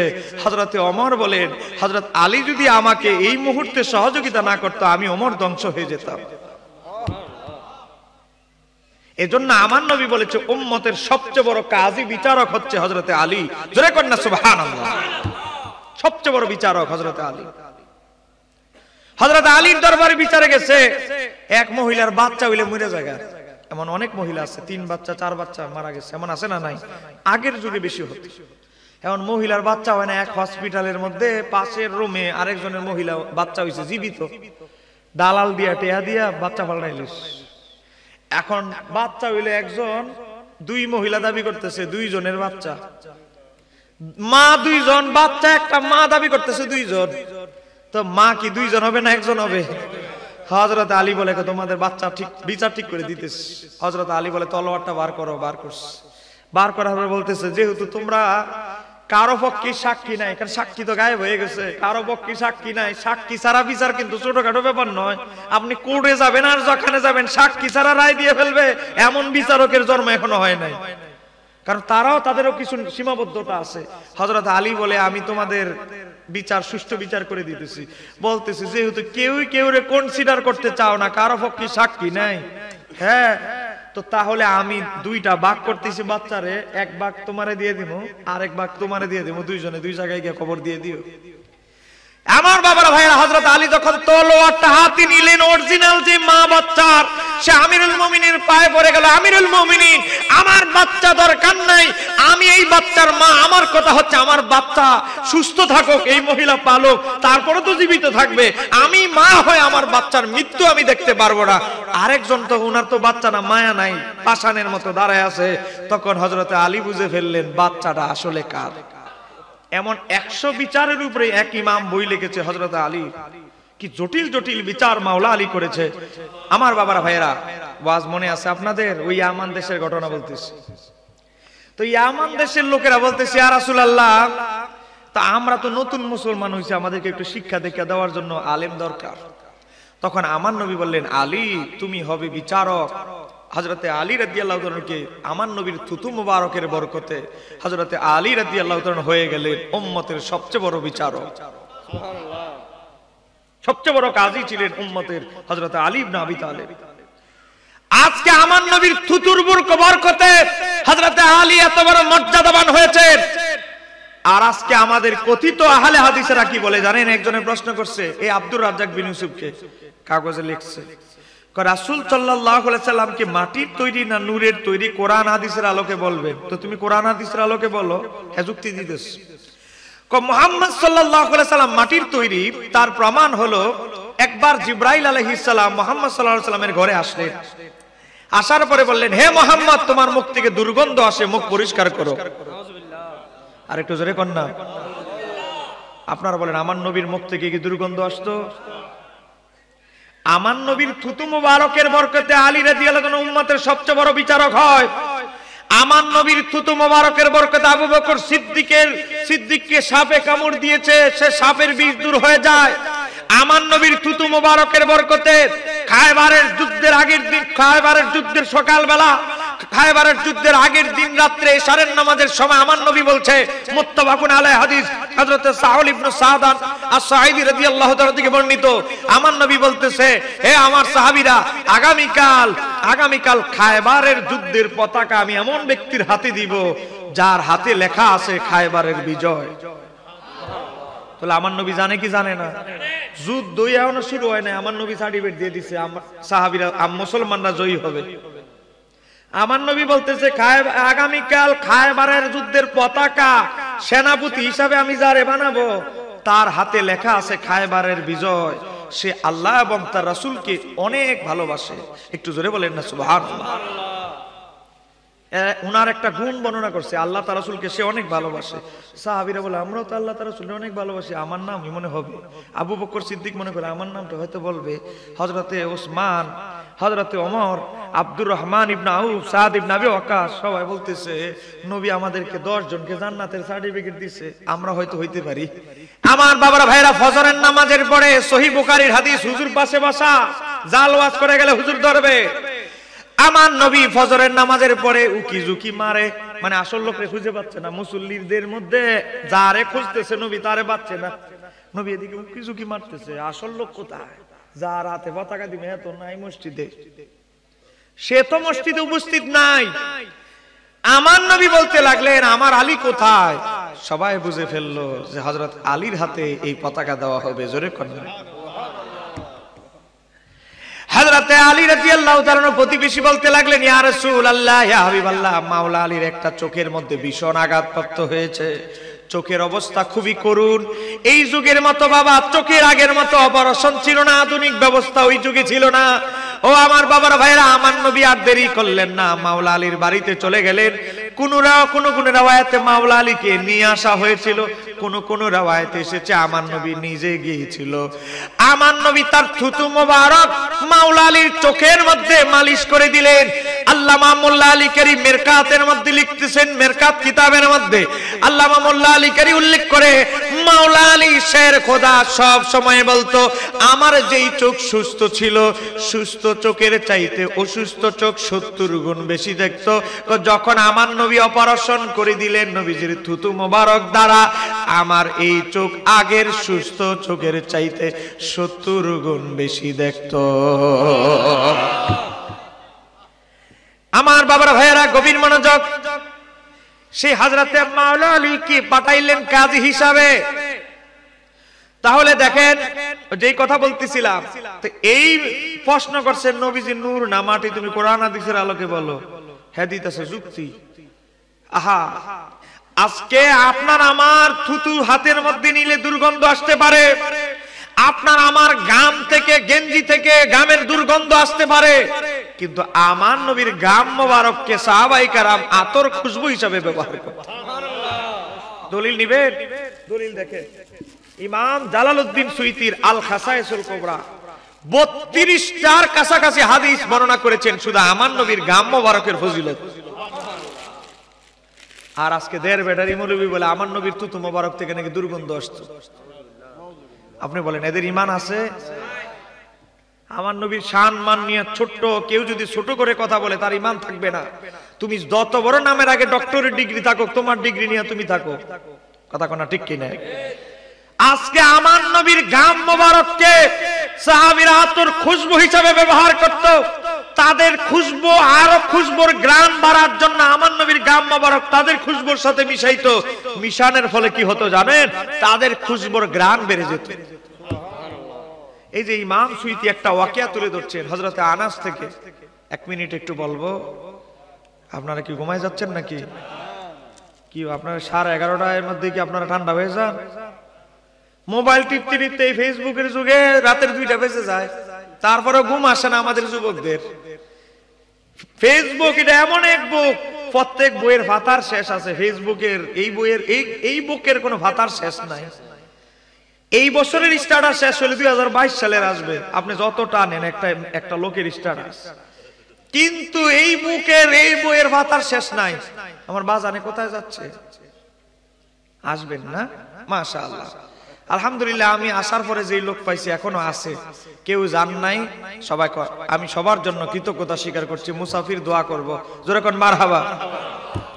থাকেন আর আধা ঘন্টা কষ্ট করে, আধা ঘন্টা বসা যাবে? যাবে যাবে তো ইনশাআল্লাহ। আসেন। তো এবার দেখেন হযরতে আনাস রাদিয়াল্লাহু তাআলা রওয়ায়াত করতেছেন। ইমাম সুয়ুতি ঘটনাটা ফোনে 1 পৃষ্ঠা ব্যাপী উল্লেখ করেছে। একজন মহিলা সাহাবিয়া, নবীজির মহিলা সাহাবিয়া, সে আসলো আমার নবীর দরবার থেকে। কোনোদিন কেউ খালি হাতে ফেরত যায় নাই, কথা কন না ঠিক কি না? নবীজির মহিলা সাহাবিয়া সে আসলো। আমি আমার মাযহাবের আলোচনাটা গুছাবো এই ঘটনাটা বলে। আসার পরে বলতেছি, ইয়া রাসূলুল্লাহ, আমি আমার মেয়েকে বিবাহ দিব, কিছু সহযোগিতা করে। আপনারা জানেন আমার নবীর দরবার থেকে কেউ কখনো খালি হাতে ফেরত যায় না। এখন আমার নবী বলে, তুমি এমন একটা মুহূর্তে আসছো, এই মুহূর্তে তো আমার কাছে কিছু নাই, এখন আমি তোমার জন্য কি দিব? কিন্তু আমার নবীর বৈশিষ্ট্য হচ্ছে আমার নবীর দরবারে না বুধক কোনো শব্দ নাই। আমার নবী ওই মহিলা সাহাবিয়াকে বললেন, তুমি একটা সুগন্ধির শিশি নিয়ে আসো। মহিলা হয়তো মনে মনে ভাবতেছে, আমি চাইলাম টাকা পয়সা, আর আমার নবী বলে শিশি আনতাম। শিশি আনলো। আনার পরে আমার নবী, দুপুর বেলা গরম, আমার নবী তার গাম মোবারক গুলো শিশির মধ্যে ভরতে লাগলেন।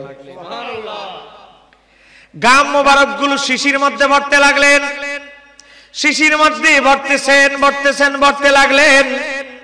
তারপরে আমার নবী ওই মহিলাকে 2টা নির্দেশ দিলেন, হে আমার অমুক মহিলা সাহাবিয়া, শোনো, তোমাকে আমি 2টা নির্দেশ দিচ্ছি, কখনো এগুলো ভুলে যাবে না। নাম্বার 1 হচ্ছে, তোমার যেই মেয়েকে বিবাহ দিবে ওই মেয়েকে বলবে আমার এই ঘাম মোবারককে কিছু খুশবু হিসেবে ঘরের মধ্যে যেন ছড়িয়ে ছিটিয়ে দেয়। কেননা তোমার বাড়ির পাশে দিয়ে হলো বিশ্ব রোড, এই যায় রোড দিয়া, এই রোড দিয়ে এই জায়গা দিয়ে সিরিয়ার ব্যবসায়ীরা যায়, বড় বড় ব্যবসায়িকরা যায়, অনেক ধনী লোকেরা যায়, অনেক ধনী লোকের স্ত্রীরাও তাদের সাথে যায়। কারণ আগেরকার যুগে 4 মাস 5 মাসের সফরে একসাথে ব্যবসায়িকরা বের হতেন। সাথে তাদের স্ত্রীদের কেউ নিয়ে যাইতেন, দাস দাসী, তাদের খাদেম, খোদামা সব নিয়ে যাইতেন। তো এখন আমার নবী বলতেছে, হে অমুক, তুমি তোমার মেয়েরে বলবা আমার গাম মোবারক কিছু খুশবু হিসাবে ঘরের মধ্যে, পর্দার মধ্যে, কাপড়ের মধ্যে ছড়িয়ে ছিটিয়ে দিতে। আমার গাম মোবারক যখন ছড়িয়ে ছিটিয়ে দিবে, আমার গাম মোবারকের সুঘ্রাণে যখন রাস্তা, আশেপাশের মানুষ রাস্তা দিয়ে চলাচল করবে, কেউ পাগল মাতাওয়ারা হয়ে যাবে। আমার গাম মোবারক যদি কেউ কিনতে চায়, সাবধান, অল্প মূল্যে বিক্রি করবে না। কয়টা নির্দেশ করলেন? দুইটা। একটা হচ্ছে আমার গাম মোবারককে খুশবু হিসাবে ঘরে ছড়িয়ে ছিটিয়ে দিবে। 2 নাম্বার, ক্রয় করতে চাইলে কেউ খুশবু হিসাবে কম মূল্যে বিক্রি করা যাবে না। ঠিক আমার নবী বলার পরে মহিলা ওই কাজ করলেন। করার পরে ওই মহিলার পাশের রোড হলো বিশ্ব রোড, আন্তর্জাতিক রোড, বিশ্ব রোড। এখন আর না তার কাটা বেড়া, বাংলাদেশের মানুষ ইন্ডিয়া যেতে পারে না, ইন্ডিয়ার মানুষ মায়ানমার যাইতে পারে না। আগে তার কাটা ছিল না, কিন্তু কর আরোপ করতো, ব্যবসায়িকদেরকে কর দিতে হতো। তো এখন বিশ্ব রোড হলো মহিলার বাড়ির পাশে। তখন এক সম্ভ্রান্ত ব্যবসায়িকের মহিলা কাফেলা যাচ্ছে ওই মহিলার বাড়ির পাশে, আমার নবীর মহিলা সাহাবিয়ার বাড়ির পাশে। এত সুঘ্রাণ শুনলো, বলে আরে বাবারে, এত সুন্দর সুঘ্রাণ, এটা তো সিরিয়ার বাজার। কত বিদেশের বড় বড় বাজার, সিরিয়ার বাজারে ছোটখাটো মনে করলে হবে না। তৎকালীন বিশ্বের সবচেয়ে বাণিজ্যিক রাজধানী, সবচেয়ে ধনী রাষ্ট্র ছিল আমার নবীর যুগে সিরিয়া। জোরে কন্যা সুবহানাল্লাহ। আমার বাবারা, ভাইয়েরা, গভীর মনোযোগ। ওই ব্যবসায়িক স্ত্রীর মহিলা, ব্যবসায়িক লোকের স্ত্রী এই সুঘ্রাণ পেয়ে বলল, এই কাফেলা থামাও, থামাও, এই ঘরে আমার একটু যাইতে হবে। এই ঘরের মালিক কোথায় থেকে এত সুন্দর সুঘ্রাণ সুগন্ধি ক্রয় করলো, আমি ঠিকানাটা নিতে হবে। জোরে কন্যা মারহাবা। মহিলা উঠলো, সময় কম, আমি ছোট করে বলছি। আসার পরে বলে, বাড়িতে কেউ আছেন? বলে আসি। বলে, আপনার ঘর থেকে একটা খুশবু সুঘ্রাণ বের হচ্ছে, এই সুঘ্রাণ আপনারা কোন মার্কেট থেকে কিনছেন? বলে, এটা কোন দুনিয়ার মার্কেট থেকে আমরা কিনি নাই, এটা আমরা হাদিয়া পেয়েছি, কিন্তু এমন একটা দরবার থেকে হাদিয়া পেয়েছি যেখানে বিক্রি করা হয় না। যেখান থেকে কি হয় না? বিক্রি হয় না। বললেন, তোমার কাছে আর কতটুকু আছে? বলে, শিশির 4 ভাগের 3 ভাগ আছে, 1 ভাগ আমরা ব্যবহার করে ফেলেছি। বলে, তুমি কি তৃতীয় 3 ভাগ যতটুকু আছে বিক্রি করবে? ওই মহিলা বলতে লাগলেন, বিক্রি করব, তবে ন্যায্য মূল্যে পাইলে বিক্রি করব। ওই মহিলা বলতে লাগলেন, আমি 400 দিরহাম দিব। জোরে কোন মারহাবা। ওই যে আমার নবী বলল, তাড়াহুড়া করবে না। আমার গাম মোবারক যদি কেউ ক্রয় করতে চায়, তাড়াহুড়া করবে না। এটা কিন্তু আমার নবী আগে সতর্কবাণী করে দিয়েছে। এই মহিলা বলে, আমার নবী তো বলছে তাড়াহুড়া করা যাবে না, মাত্র একটা দাম আনা বলছে, আরো একটু সামনে যাই। একটু জোরে কন্যা মারহাবা। দাম বলল 4 দিরহাম। ওই মহিলা সাহাবিয়া বলল, তুমি কিনতে পারবে না, তুমি রাস্তা মাপো, তোমার কাছে বিক্রি করব না। এটা একটা ব্যবসায়িক পলিসি। বলে, তোমার কাছে বিক্রি করবো না। বলে, কি বলো? তুমি 400 দিরহাম দিব, তারপরে বিক্রি করবে না?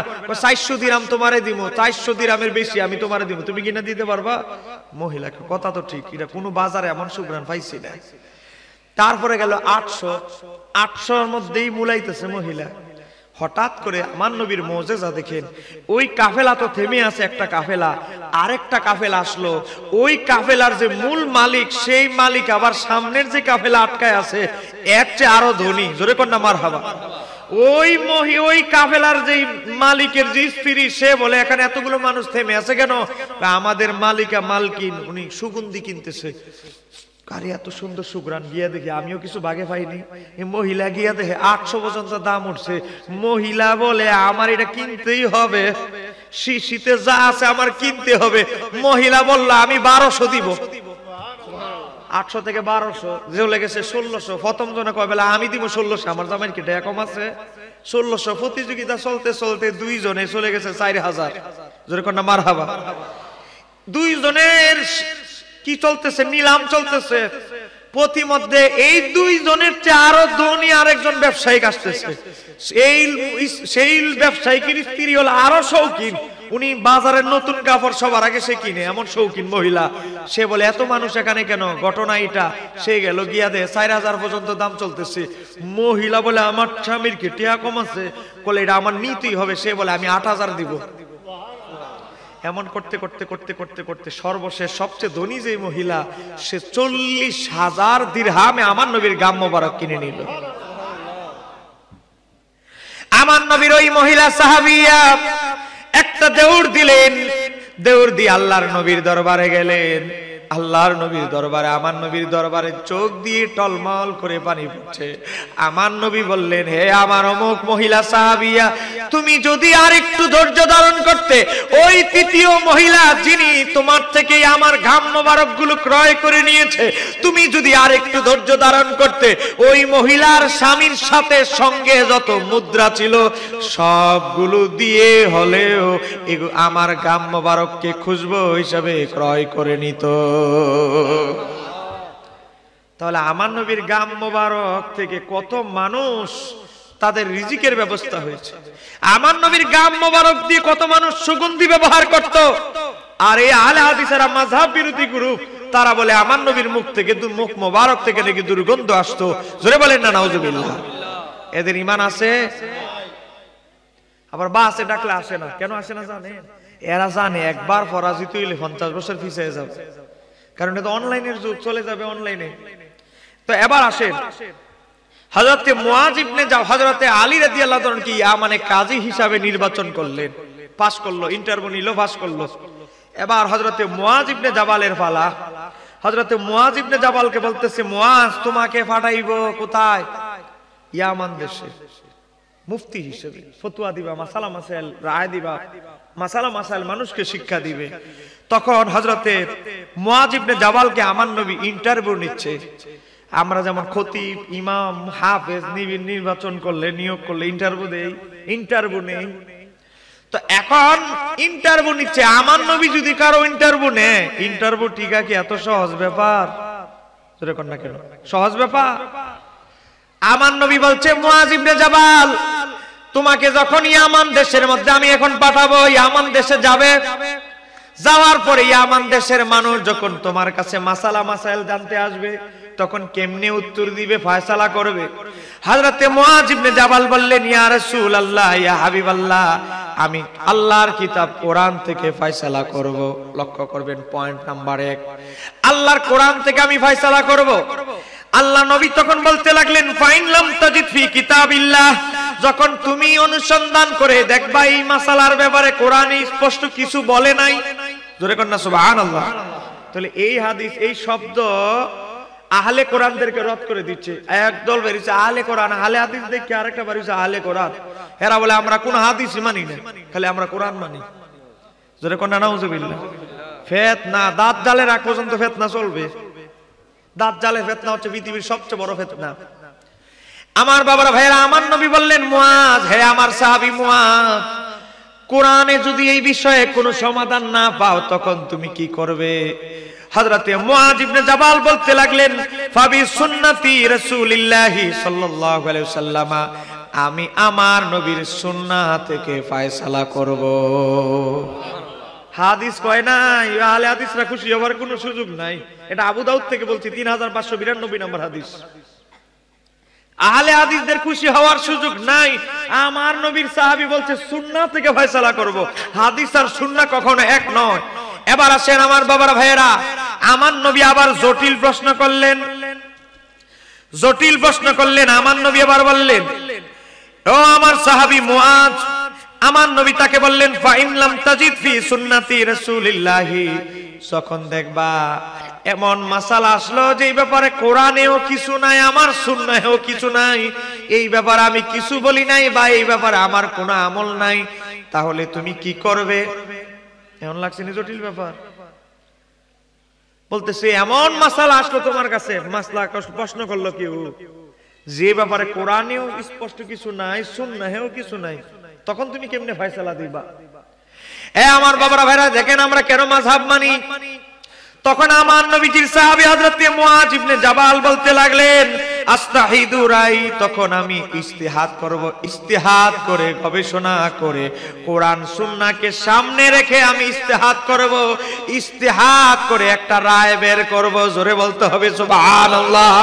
এই কথা শোনার পরে আমার নবী হযরত মুআয ইবনে জাবালের বুকের উপরে মৃদু আঘাত করলেন, মহব্বতের আঘাত করে আল্লাহর দরবারে শুকরিয়া আদায় করলেন। আলহামদুলিল্লাহি আলহামদুলিল্লাহিল্লাযী ওয়াফাকা রাসূলিল্লাহি লিমা ইউরদি রাসূলুল্লাহি। আমার বাবারা ভাইয়েরা, আমার নবী আল্লাহর দরবারে বলছে, আল্লাহ গো, আমার আল্লাহ, তোমার দরবারে শুকরিয়া আদায় করছি, এই তোমার দরবারে এজন্য শুকরিয়া আদায় করছি।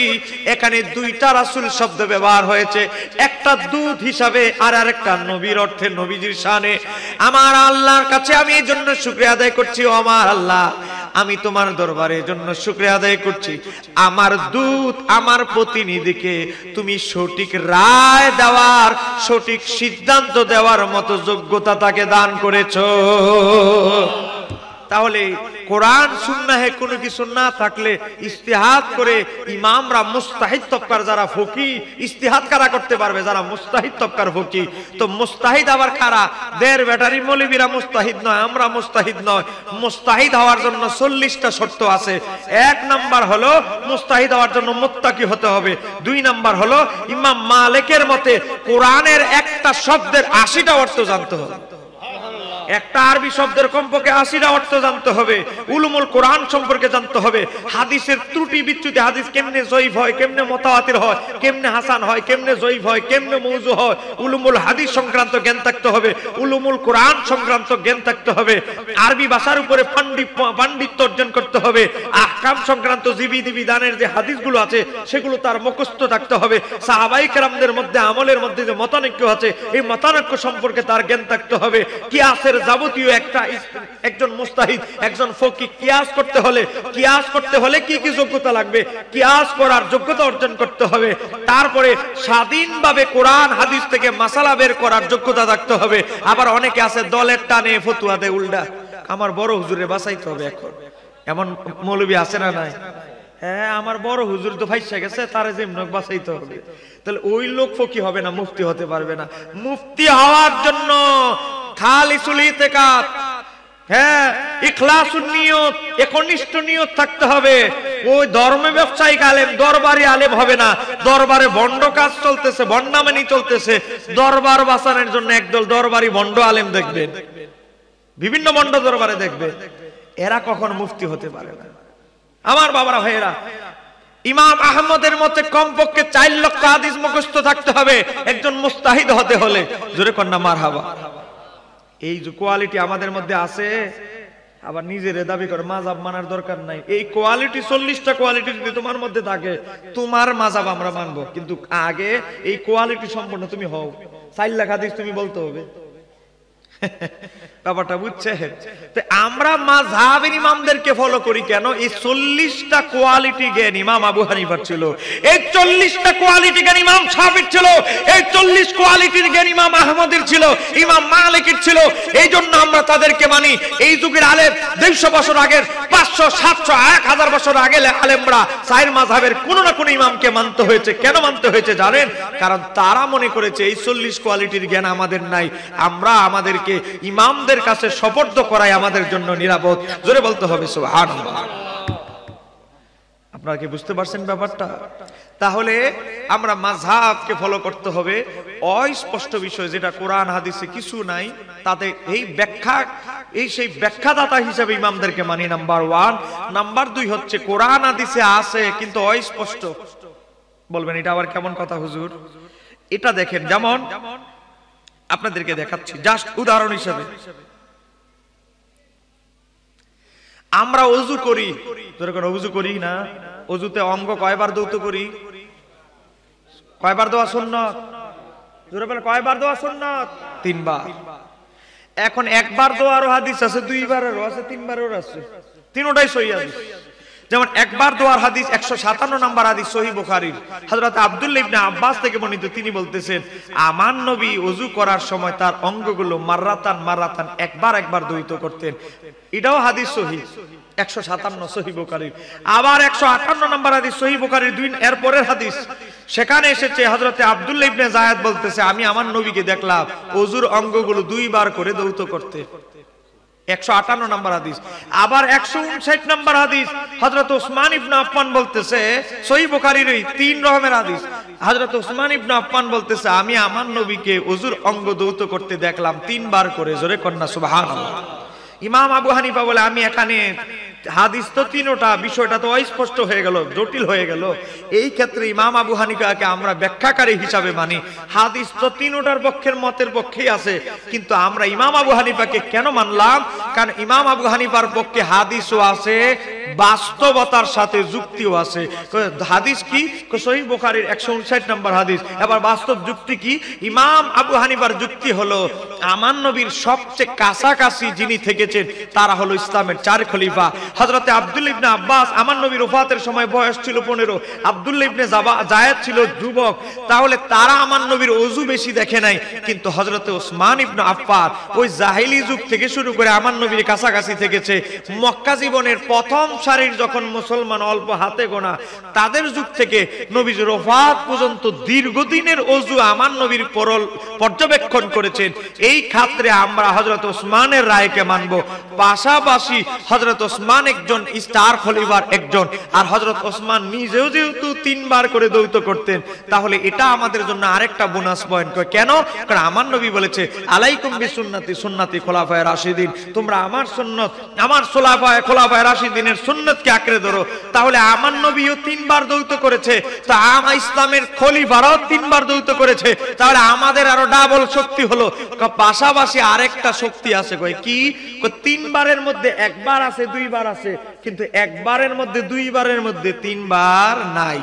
3 এর মধ্যে 1 আছে, 2 আছে, কিন্তু 1 এর মধ্যে 3, 2 এর মধ্যে 3।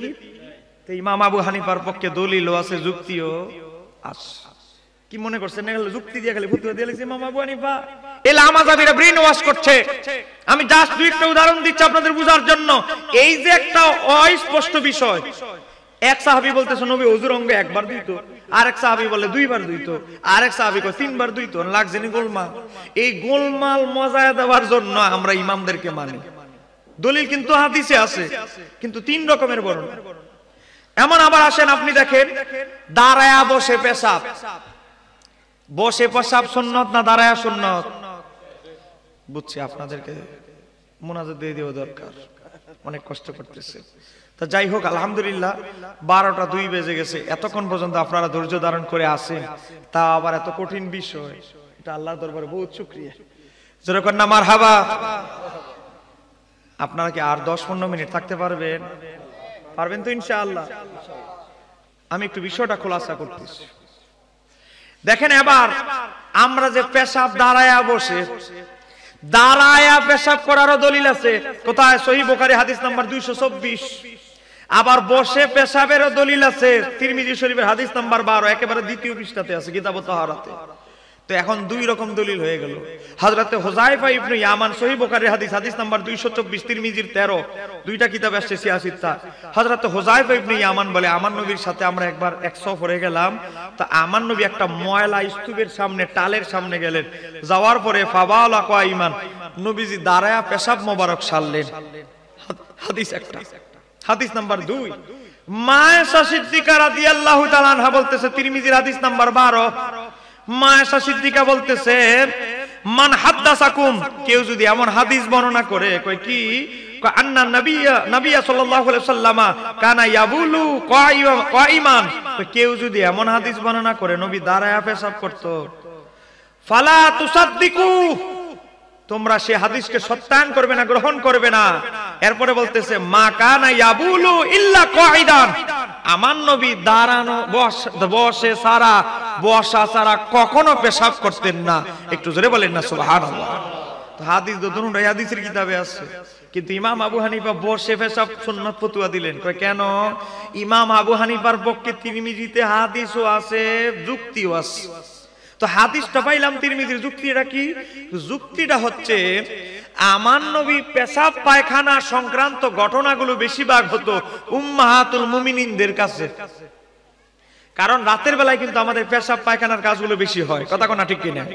তো আমার নবী পেশাব পায়খানার ঘটনা যখন হতো, প্রাকৃতিক প্রয়োজনে যখন যাইতে হতো, বেশিরভাগ ক্ষেত্রে নবীর বিবিদের কাছে থাকতেন নবী। তো নবীর বিবিরা বলতেছে বসা ছাড়া কখনোই নবীর আদত অভ্যাস ছিল না যে দাঁড়ায়া করা। তাহলে এই ক্ষেত্রে অন্যান্য সাহাবীদের চাইতে নবীর বিবিদের বর্ণনাকে আমরা প্রাধান্য দিব। একটু জোরে কর না মারহাবা। নাম্বার 1 দলিল দিল, নাম্বার 1 যুক্তিও দিল। 2 নাম্বার দিল যে এটা হলো আমার নবীর জীবনে একবারই আমল করেছে। এটা যদি সুন্নত হইতো নবী বারবার দাঁড়ায় পেশাব করতো, জীবনে একবার কেন করলো? একবার করার মানে বোঝা যায় এটা সুন্নত হতে পারে না। কন্টিনিউ সারা জীবন করলো বসে, জীবনে একবার করলো দাঁড়ায়া, এটার অন্য কোন উদ্দেশ্য থাকতে পারে। এটা কি? ওই হাদিসের তদন্ত করতে গিয়ে ইমাম আবু হানিফা বার করলো, যেই সময় নবী দাঁড়ায়া একটা ময়লা স্তূপের সামনে দাঁড়ায়া পেশাব মোবারক সেরেছিলেন, ওই সময় নবীজির কোমরের সমস্যা ছিল, বসতে অসুবিধা হয়েছিল। ওই কারণে ওজর কখনো দলিল হতে পারে না।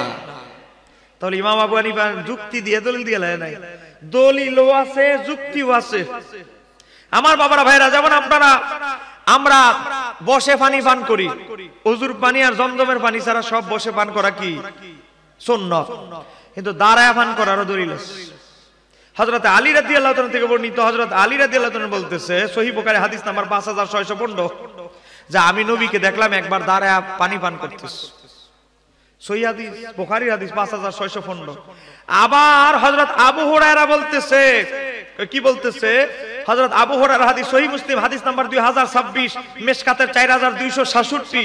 হযরত আবু হুরায়রা বলতেছে, আমার নবী দাঁড়ায়া পানি পান করাকে এতই অপছন্দ করতেন, আমার নবী এটাও বলতেন কেউ যদি পানি পান করে ফেলো দাঁড়ায়া ভুলে, ওটা সে যেন বমি করে দেয়, মুখের মধ্যে যদি থাকে সে যেন কুলি করে দেয়, কুলি করে ফেলে দেয়। একটু জোরে কন্যা সুবহানাল্লাহ।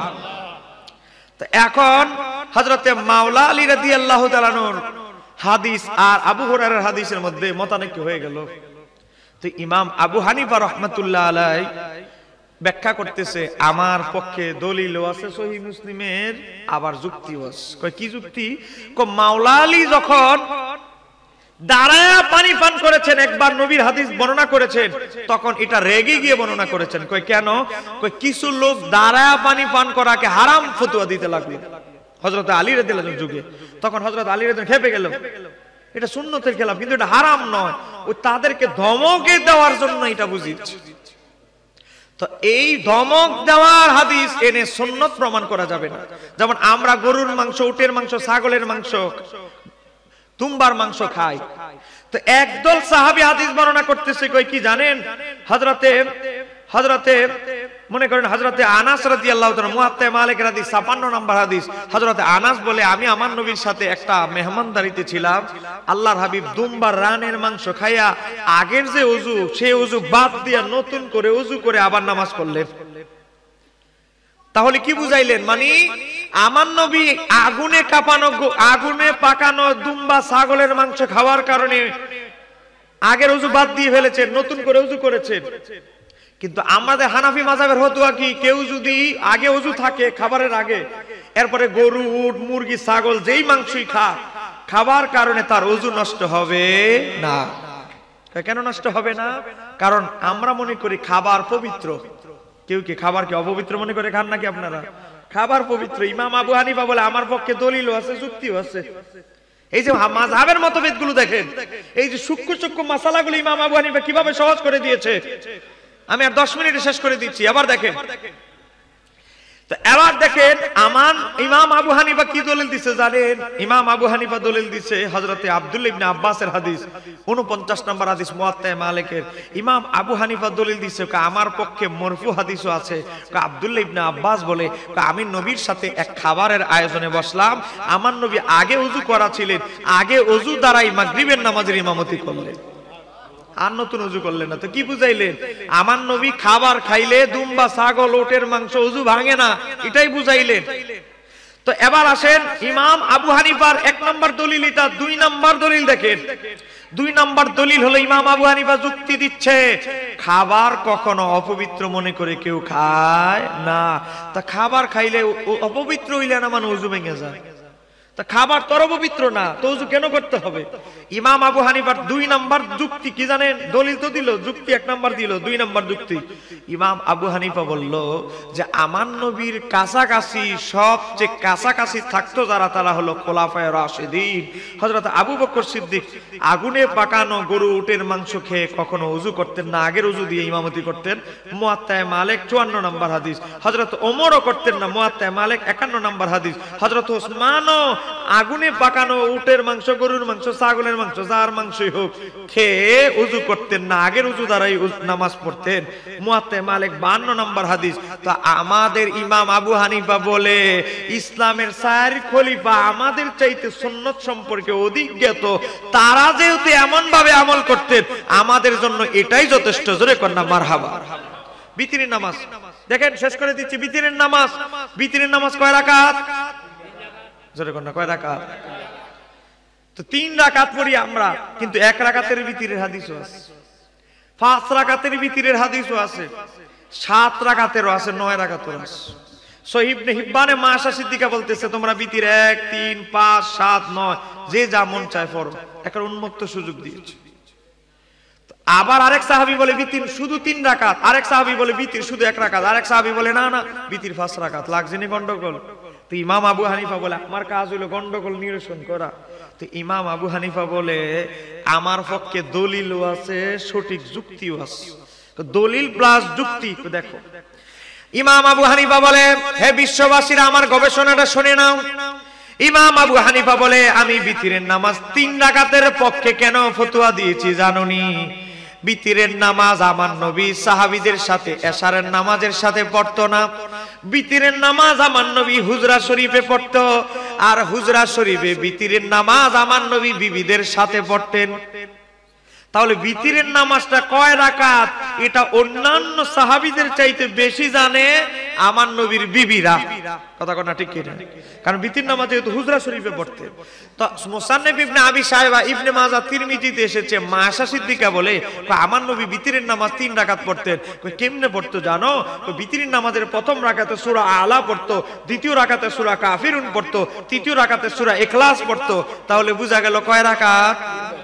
2 নাম্বার ইমাম আবু হানিফা দলিল দিচ্ছে হযরত উম্মে হাবিবা নবীর একজন বিবি, তিনি বলতেছে আমার নবী বিতিরের নামাজের প্রথম রাকাতে সূরা আলা, দ্বিতীয় রাকাতে কাফিরুন, তৃতীয় রাকাতে সূরা ইখলাস পড়তো। বুঝা গেল এখানেও বিতিরের নামাজ 3 রাকাত প্রমাণিত। 3 নাম্বার নবীর বিবি উম্মে সালামা, তিনিও বলতেছে আমার নবী এভাবে 3 রাকাতে 3 সূরা পড়তো।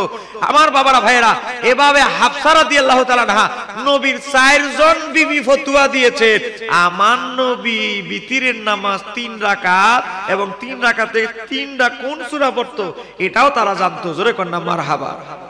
তাহলে ইমাম আবু হানিফা অন্যান্য সাহাবীদের বর্ণনার চাইতে নবীর বিবিদের বর্ণনাকে প্রাধান্য দিয়েছেন। কেন?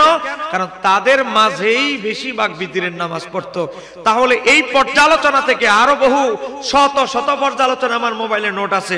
এই সংক্ষিপ্ত পর্যালোচনা থেকে আমরা একটা জিনিস বুঝলাম, কি ইমাম আবু হানিফা যত মাসালা ফতোয়া দিয়েছে সেই মাসালার পক্ষে হাদিসও আছে, সঠিক বাস্তবতার সাথে যুক্তিও ছিল। জোরে কন্যা সুবহানাল্লাহ। তাহলে আমরা ইমাম আবু হানিফার মাযহাব অনুসরণ করে কি ঠকলাম না জিতলাম?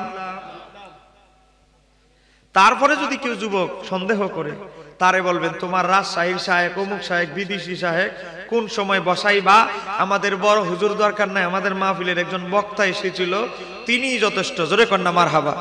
বলতে পারবেন? বলতে পারবেন? হাত তুলে দেখাই দেন ইমানি আওয়াজে নারায়ে তাকবীর, নারায়ে রিসালাত। আহলে সুন্নাত ওয়াল জামাত মাযহাব আছে যেখানে সাবধান